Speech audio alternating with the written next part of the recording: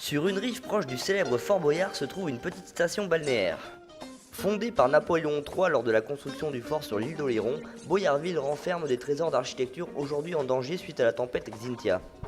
Le 28 février 2010, une grande partie du village est inondée au petit matin, poussant les habitants présents durant l'année à s'abriter parfois sur le toit de leur maison. Face au bilan de la catastrophe ayant touché toute la façade atlantique, de la Vendée à la Gironde, l'État se devait d'agir.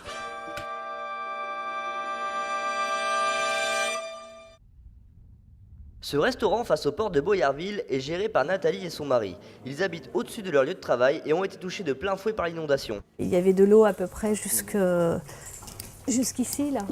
Donc, comme on est en contrebas dans le restaurant, eh bien, vous imaginez la hauteur d'eau, c'est monté jusqu'à 1,50 m, 1,60 m à peu près. Ce qui me réveillait dans la nuit, enfin ce qui me faisait du bruit, c'est que les tables, elles étaient toutes dressées pour le service du lendemain et tous entrechoqués. La première chose qui vient à l'esprit, c'est j'ai plus de boulot, j'ai tout perdu. Ouais. Et puis les grosses questions vis-à-vis des assurances. Qu'est-ce qui va se passer maintenant? Comment on va enlever l'eau? Enfin, tout passe par la tête. Pour éviter de voir d'autres drames se produire, l'État décide de créer de nouveaux types de zonage. On retrouve donc dans la zone inondée des zones oranges, dites à risque, et des zones noires, dans lesquelles toutes les constructions devront être détruites. Ce qui n'est pas du goût de Nathalie, qui s'est installée il y a à peine un an. Le deuxième effet, ça a été justement d'apprendre qu'on était peut-être obligé de s'en aller. Maintenant, il y avait un espoir pour les commerces, mais pas pour les habitations. Donc, se trouver en danger là-haut, alors qu'on a un double étage, puisqu'on a une mezzanine, on avait de quoi se protéger largement et ne pas finir sur les toits. Pour contrer cette décision, les riverains se sont regroupés. Henri Gomez est le vice-président de l'association de sauvegarde du Boyard, chargé de militer pour protéger les habitations d'une destruction promise. L'État au départ, il part d'un bon raisonnement. L'État dit vous avez eu un problème de surcote d'eau. Cette surcote d'eau a fait que ça vous a mis en danger. Les gens se sont retrouvés avec 1,60 m, 1,80 m d'eau. Donc ces gens-là, ils ont eu peur. Seulement, quand ils ont tracé les zones, ils ont fait tout ça à la va-vite, sans rien s'occuper de rien, sans regarder, voir avec les gens du coin, essayer de comprendre comment l'eau est arrivée, comment on peut protéger, si juridiquement tout est en place. Et tout n'est vraisemblablement pas en place. En réponse à la plainte posée par l'association, le tribunal de Poitiers a décrété que les zones créées suite à Xynthia n'ont aucune valeur juridique et qu'en aucun cas elles ne légitiment les expulsions promises par l'État. Les zones noires sont donc nulles et non avenues. Au niveau de la loi, c'est hors loi.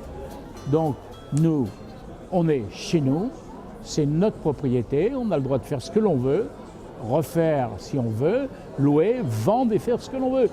Mais n'oublions pas que la loi Barnier dit que si d'exproprier ça revient plus cher que faire les défenses, on fait les défenses. Et la première des défenses serait de construire un muret pour Patrick Moquet, le président de la communauté des communes d'Oléron. L'État s'est précipité sur la solution du rachat et de la démolition sans à aucun moment examiner les alternatives. Il faut faire le calcul, mais ce sont des millions et des millions d'euros qu'on va dépenser à racheter des maisons et à les démolir. Le constat est donc simple. Quelques aménagements en plus du muret, tels que des alarmes ou un refuge dans les maisons, suffiraient amplement face à la très coûteuse solution de la destruction. Lorsque l'on a fait ce muret, si l'eau revient quand même, comment on l'évacue? Remettre les vannes et remettre les vareignes qui ont été détruites et non entretenues en service, et là on fera qu'on pourra avoir vraiment raisonnablement un endroit où on peut vivre en paix. Face à l'entêtement de l'État et pour sauver une saison annoncée comme difficile, les commerçants ont mis en application de bien cocasses ambitions séparatistes. Suite à un référendum, ils disent au revoir à la République, allant jusqu'à créer leur propre carte d'identité. Bienvenue dans l'État libre du Boyard. Mais ce genre de coup d'éclat médiatique ne suffira pas pour sauver le village. L'État prévoit des déclarations d'utilité publique afin d'expulser sans voie de recours les habitants de ces lieux sinistrés. Demain, ce sera un autre problème. Parce que si le village part, si toutes ces maisons s'en vont, ce village sera mort. Il sera mort. On ne fait pas un village avec des maisons fermées, avec des parpaings. Ce village sera mort et il n'y aura plus personne. Donc, je pense qu'avec les commerçants, avec toutes les forces vives de Boyard, eh bien, luttons pour que ce village reste là. Et touristiquement, historiquement, Et dans le cœur, eh bien, il n'y a aucune raison qu'il ne reste pas là.